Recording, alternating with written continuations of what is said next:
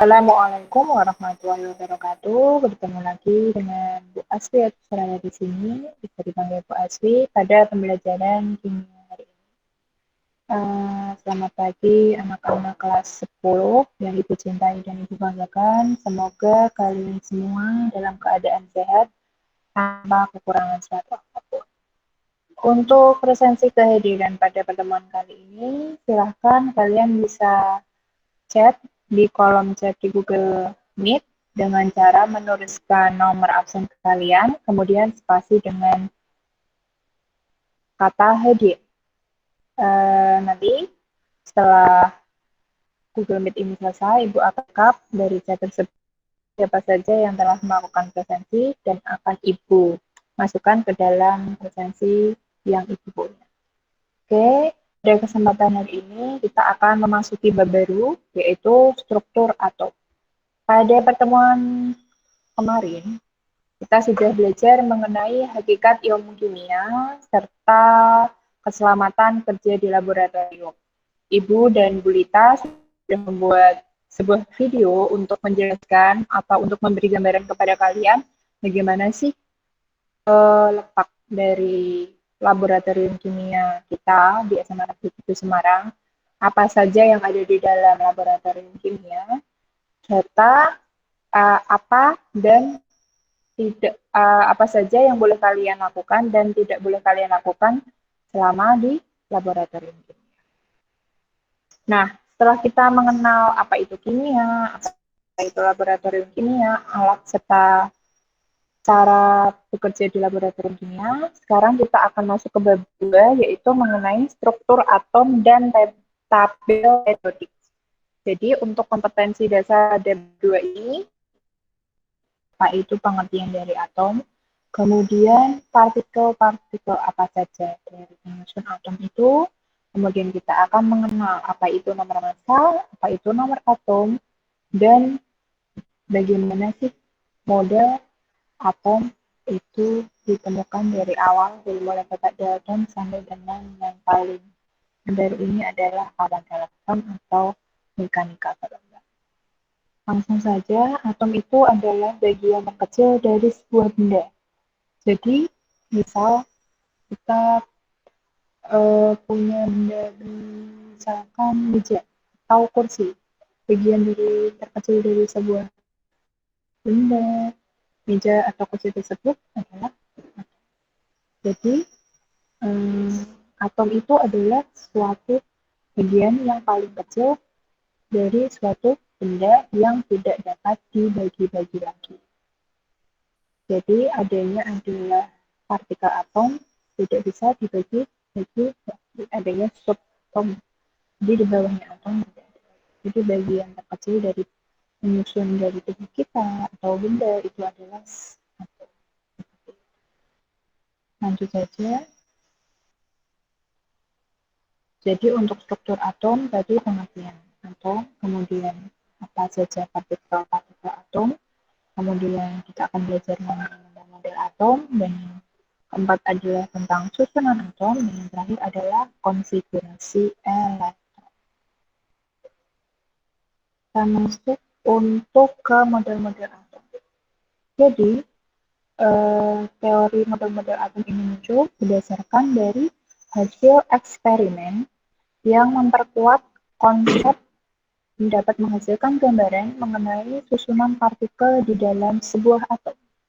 Gambaran ini berfungsi untuk mempermudah dalam memahami sifat-sifat kimia suatu atom.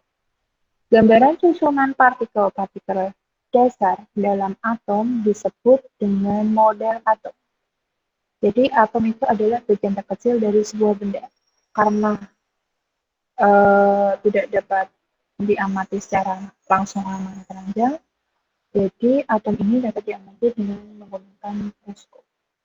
Nah, untuk mempermudah dalam kita mempelajari, maka tadi bentuk atom itu kita buat dalam sebuah gambaran. Gambaran susunan partikelnya seperti apa, itulah yang kita sebut sebagai model atom. Kita buat visualisasinya agar bisa kita pelajari lebih mudah. Itu adalah model atom. Nah, dari perkembangannya, pertama atom ditemukan oleh Bapak Dalton tahun 1805. Kemudian disempurnakan. Jadi suatu model atau suatu teori dari ilmu pengetahuan itu akan tidak berlaku apabila ada penemu yang lain yang dapat menyempurnakan dari kelemahan teori sebelumnya. Seperti itu. Semua teori itu berkesinambungan. Tidak ada kan Bapak Dalton itu mengungkapkan teori dan memiliki kekurangan, maka akan disempurnakan oleh teori selanjutnya, yaitu Thomson. Akan tetapi, teori yang satu dengan teori yang lain itu tidak saling menyalahkan, tetapi menyempurnakan. Itu adalah teori model atom. Kita mulai dari teori model atom yang pertama, yaitu model atom Dalton.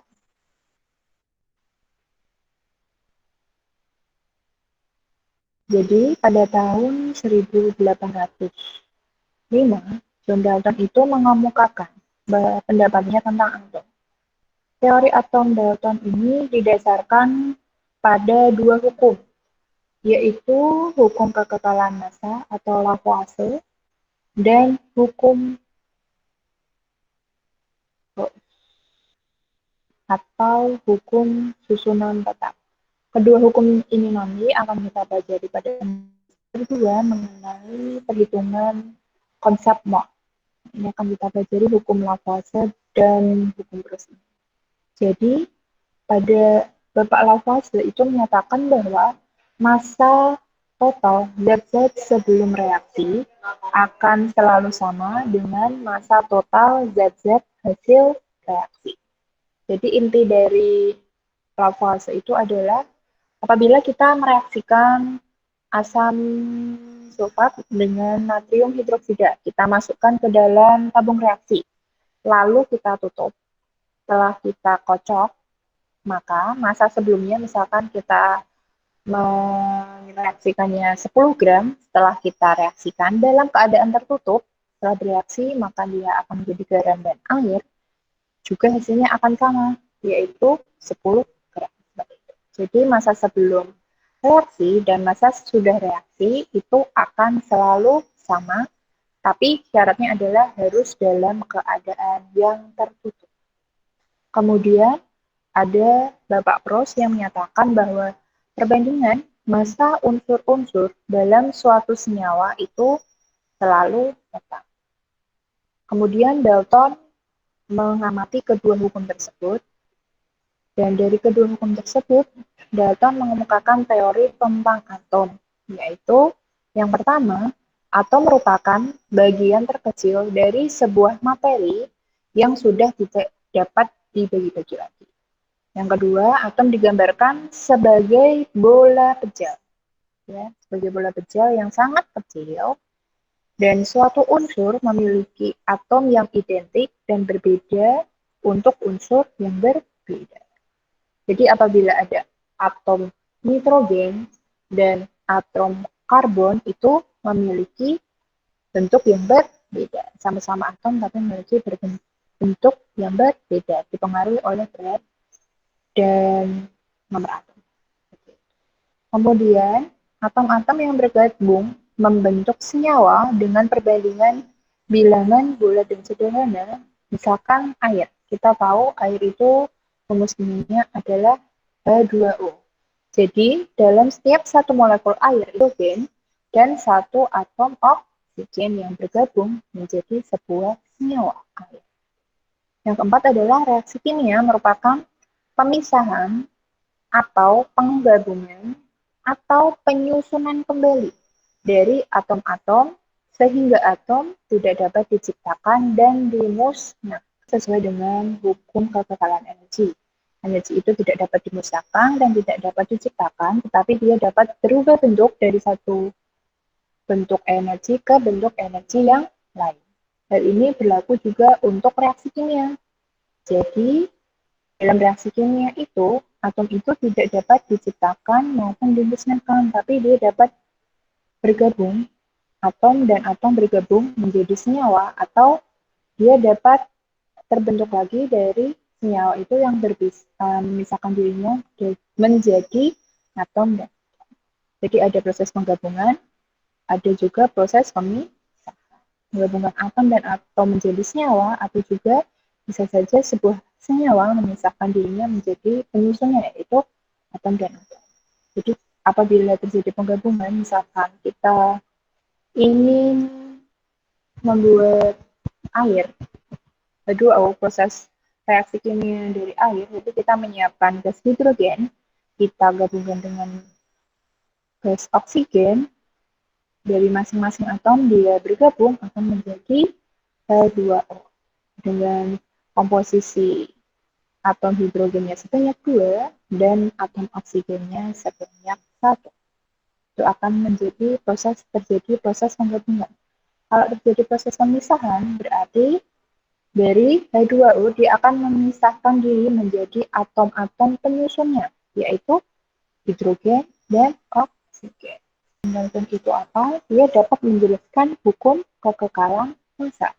Jadi, jika atom-atom dari unsur tidak dapat dihancurkan, maka atom yang sama harus ada setelah reaksi.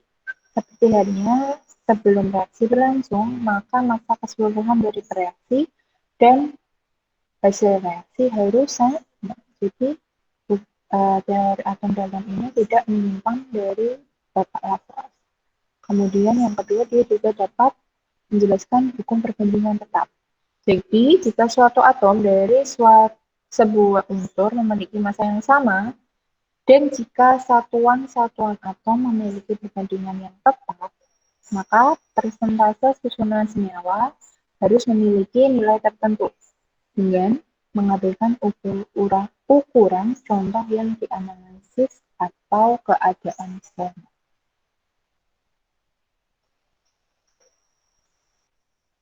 Oke, selanjutnya yang kedua adalah model atom dari Thomson.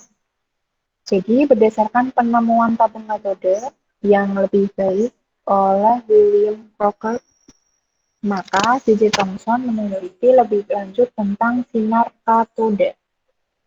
Dan dapat dipastikan bahwa sinar katoda merupakan partikel, sebab dapat memutar baling-baling yang terletak di antara katoda dan anoda. Dari hasil percobaan ini, Thomson menyatakan bahwa sinar katoda merupakan partikel penyusun atom atau subatom yang bermuatan negatif dan selanjutnya kita sebut sebagai elektron. Jadi, atom merupakan partikel yang bersifat netral. Oleh karena itu, elektron bermuatan negatif. Maka harus ada partikel lain yang bermuatan positif untuk menetralkan muatan negatif pada elektron tersebut. Dari penemuan tersebut, Thomson dapat memperbaiki kelemahan dari atom Dalton dan mengemukakan teori atomnya yang dikenal dengan teori atom Thomson. Jadi pada teori Dalton tadi, dia hanya dapat menjelaskan bahwa atom adalah bagian terkecil dari sebuah partikel. Dia tidak dapat menjelaskan di dalam atom itu ada apa aja sih, ada unsur, ada sesuatu yang negatif, positif, dan netral. Dia tidak dapat menjelaskan itu. Di dalam tadi dia hanya mengungkapkan bahwa atom adalah bagian terkecil. Ya, sampai situ saja. Ternyata setelah penemuan sinar katoda ini, Bapak Thomson dia bisa mengemukakan bahwa ternyata dari sebuah atom yang bersifat netral itu sebenarnya ada sesuatu yang bermuatan negatif, yang kemudian kita sebut sebagai elektron. Nah, ini adalah percobaan sinar katoda.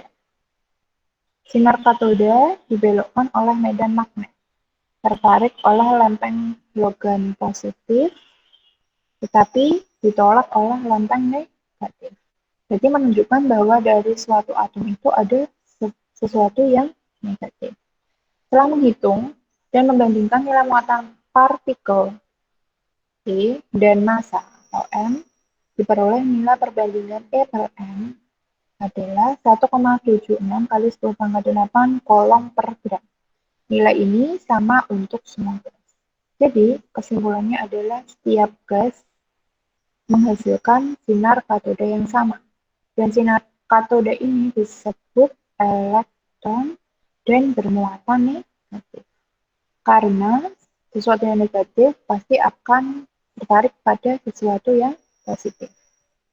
Kenyataannya adalah saat dibelokkan oleh lempeng yang bermuatan negatif, sinar tersebut tadi ditolak. Jadi kan dari sinar tersebut, dari logam tersebut, bisa diketahui bahwa ada sesuatu yang negatif yang dapat menolak sinarnya.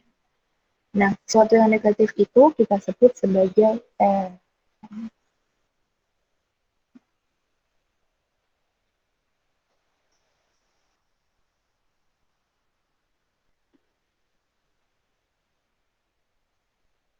Jadi, menurut Thomson, atom itu adalah materi yang ada muatan positif dan di dalamnya tersebar elektron yang bermuatan negatif. Bagaikan roti kismis. Karena dia makan roti kismis itu ada rotinya, kemudian kismisnya itu kan diletakkan terserah sembarang di dalam atom. Nah, Bapak Thomson ini dia mengibaratkan kismis itu adalah sebagai elektron. Jadi muatan positifnya ada di luar, kemudian si kismisnya tadi yang ada di dalamnya itu adalah si elektron muatan negatifnya. Jadi kalau dari Bapak Dalton tadi dia hanya bisa menggambarkan bahwa atom itu adalah bagian terkecil hanya berbentuk lingkaran saja. Tetapi Bapak Thomson bisa menjelaskan bahwa tidak hanya berbentuk lingkaran, tapi ada sesuatu yang negatif yang dimiliki oleh si atom. Kemudian saat ini kita sebut sebagai subpartikel yang bermuatan negatif dalam sebuah atom kita sebut sebagai elektron. Seperti itu. Nah, jadi digambarkannya sebagai roti kismis. Berarti dengan kismisnya tersebar di dalamnya itu sebagai elektron atau sesuatu yang bermuatan negatif. Itu adalah teori dari Bapak Thomson. Nah, kemudian pada tahun 1911 teori tersebut disempurnakan lagi oleh Bapak Rutherford.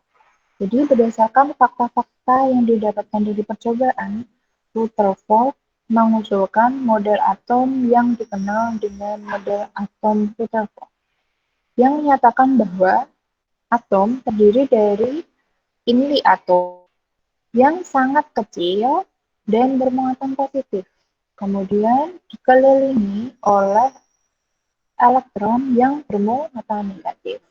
Rutherford menduga bahwa di dalam inti atom terdapat partikel netral yang berfungsi untuk mengikat partikel-partikel positif agar tidak saling tolak-menolak. Seperti itu. Jadi diungkapkan oleh Dalton bahwa sebuah atom itu bermuatan netral.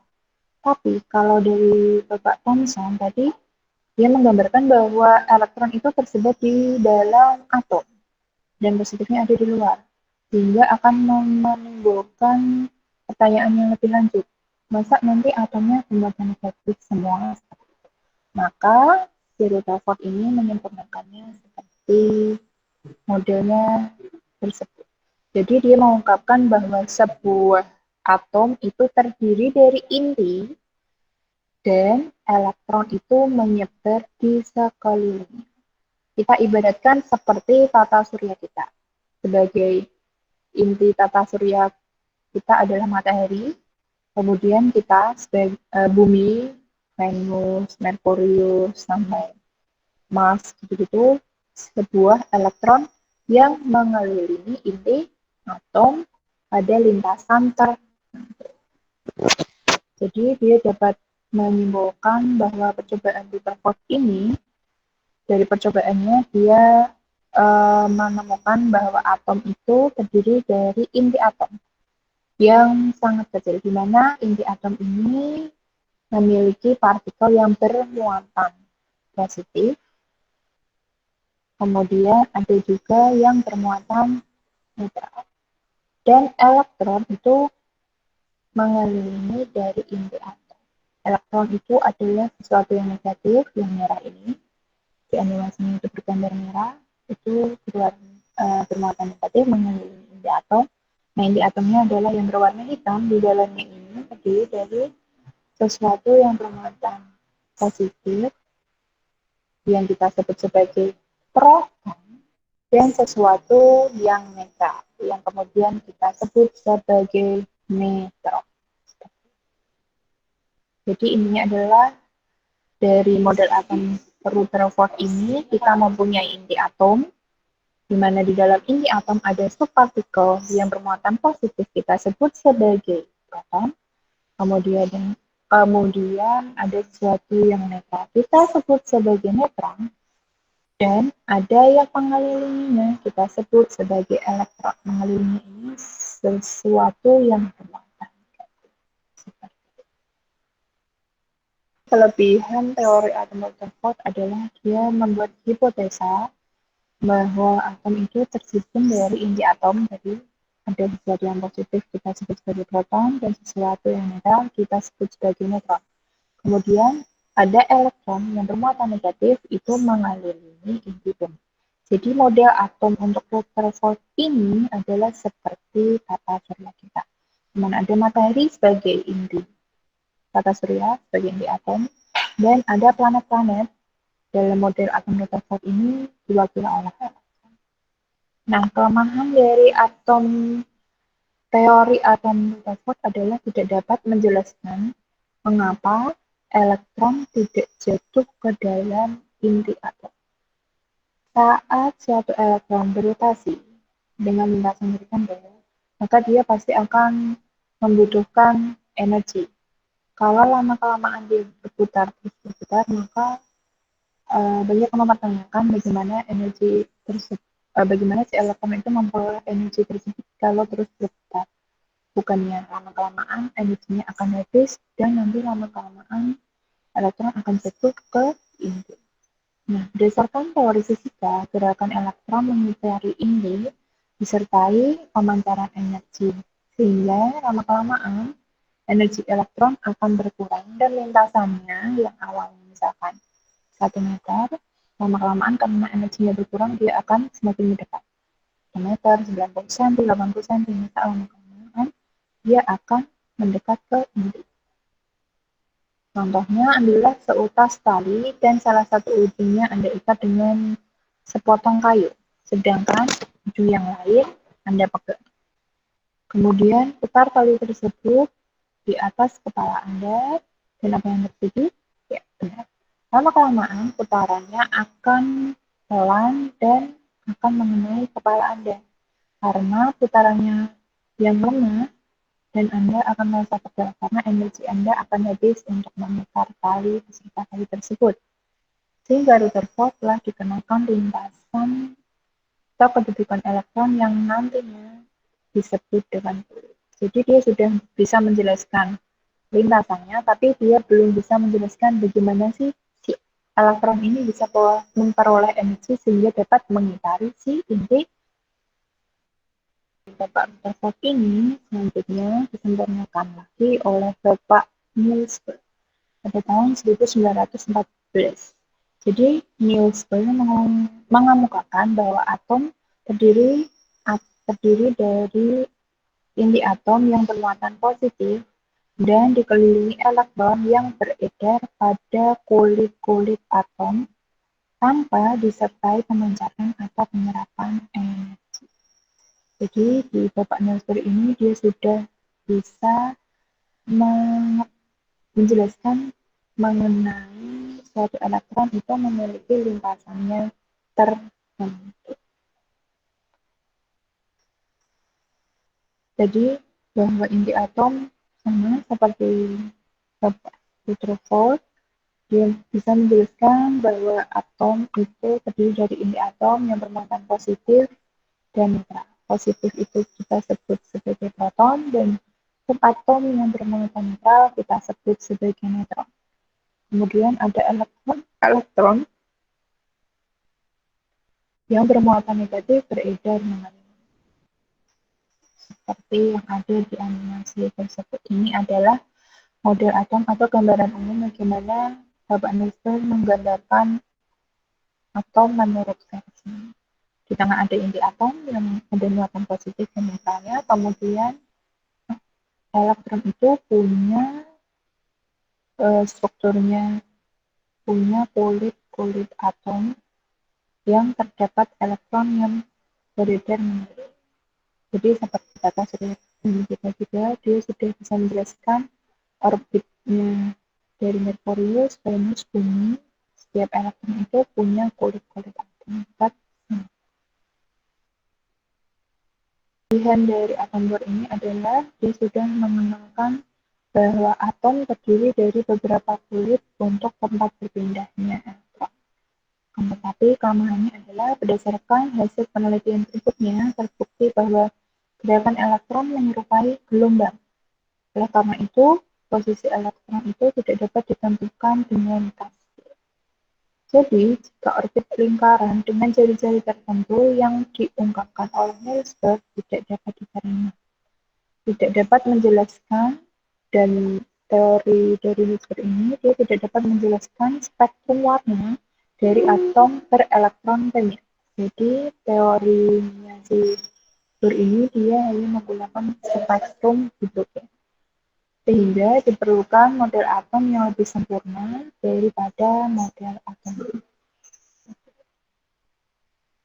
Nah, yang terakhir adalah model atom modern atau mekanika gelombang, bisa juga disebut mekanika kuantum. Model atom mekanika gelombang ini menjelaskan bahwa di dalam elektron itu beredar pada orbital-orbital, yaitu daerah di sekitar inti atom dengan kebolehjadian menemukan elektron. Jadi ini inti atomnya di tengah.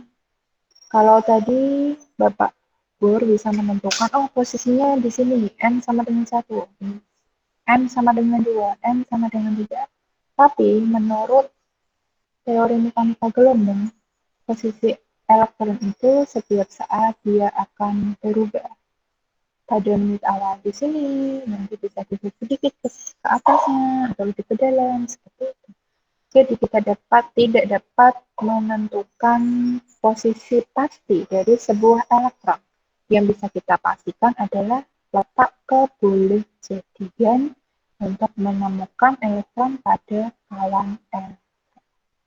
Jadi teori atom mekanika gelombang memiliki persamaan dengan teori atom Niels Bohr dalam hal-hal tingkat energi atau kulit-kulit atom. Akan tetapi berbeda dalam bentuk lintasan elektronnya. Kalau tadi Bapak Niels Bohr bisa menggambarkannya dalam bulat dengan utuh, tapi dalam teori mekanika gelombang, posisi elektron itu tidak pasti. Jadi yang bisa kita cari adalah kebolehjadian letak suatu elektron pada awan elektron. Hal yang dapat ditentukan mengenai keberadaan elektron dalam atom adalah daerah dengan peluang terbesar untuk menemukan elektron. Daerah tersebut dinamakan dengan orbit.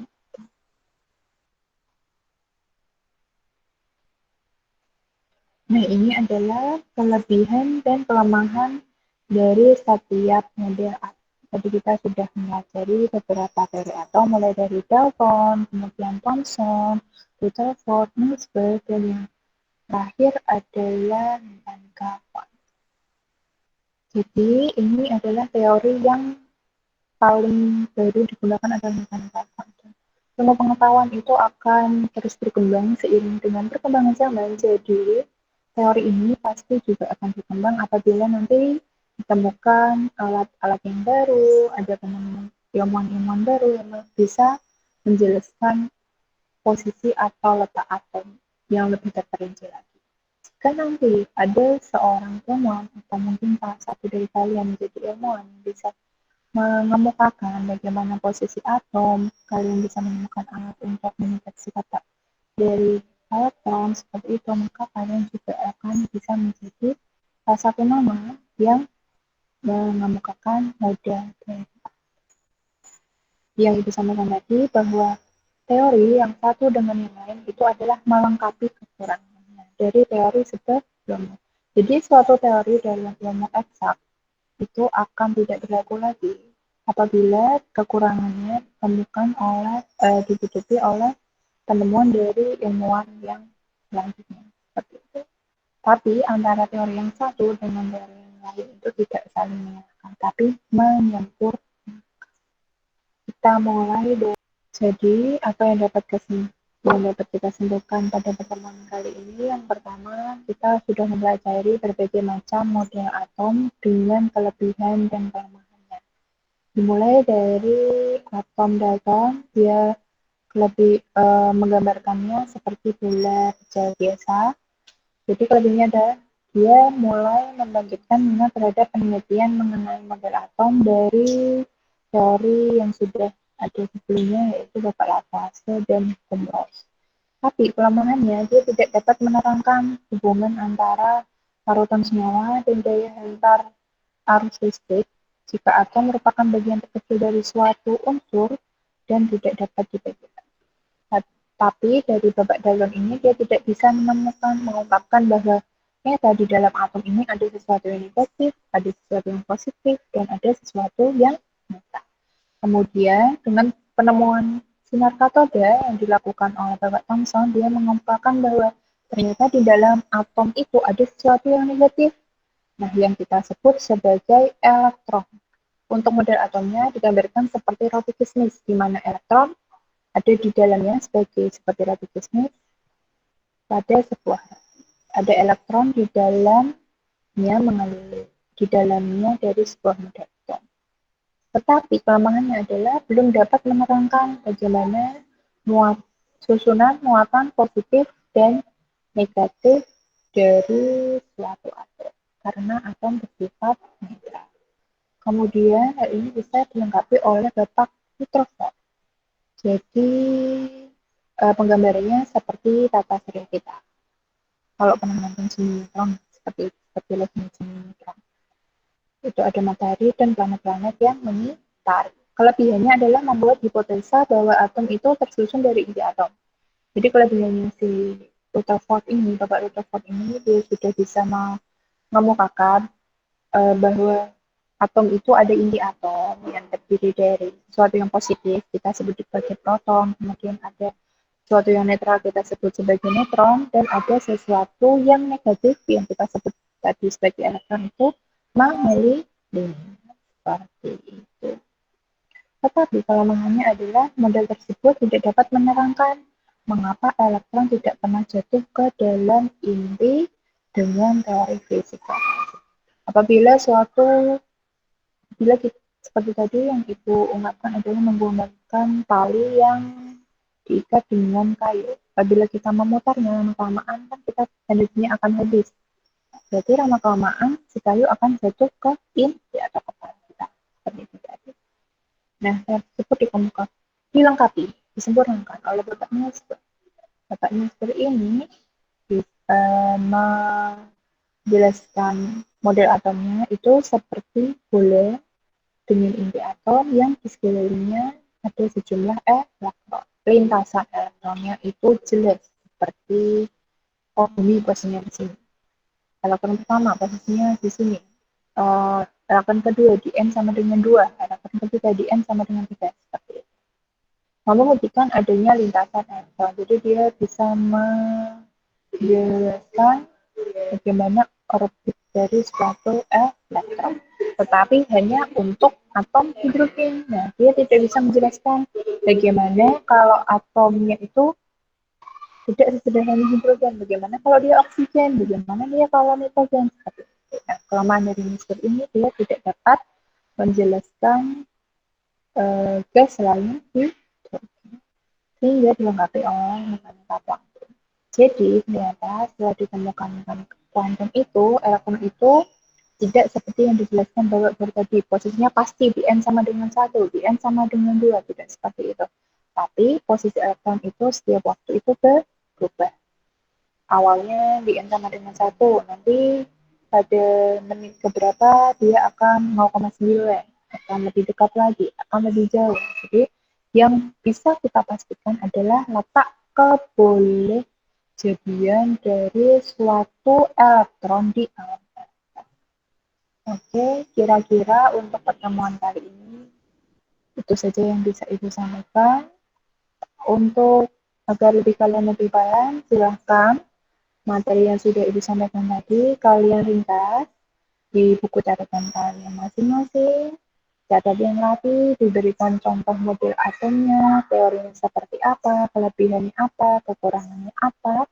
Kemudian bisa kalian, jika sudah kalian catat dengan rapi, bisa kalian foto, jangan lupa foto selfie dengan tugasnya.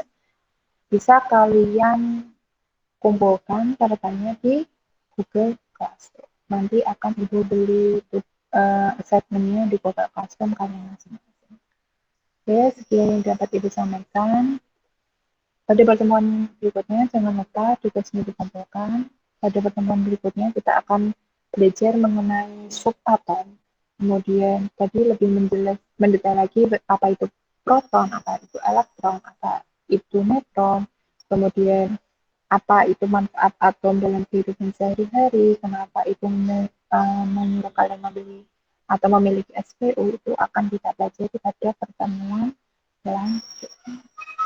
Saya sampaikan, bila ada kesalahan mohon dimaafkan. Jangan lupa tugasnya dikerjakan dengan baik, catat yang baik, kemudian digunakan di dalam kelas. Kemudian saya sampaikan, bila ada kesalahan mohon dimaafkan. Wabillahi taufiq wal hidayah. Wassalamualaikum warahmatullahi wabarakatuh.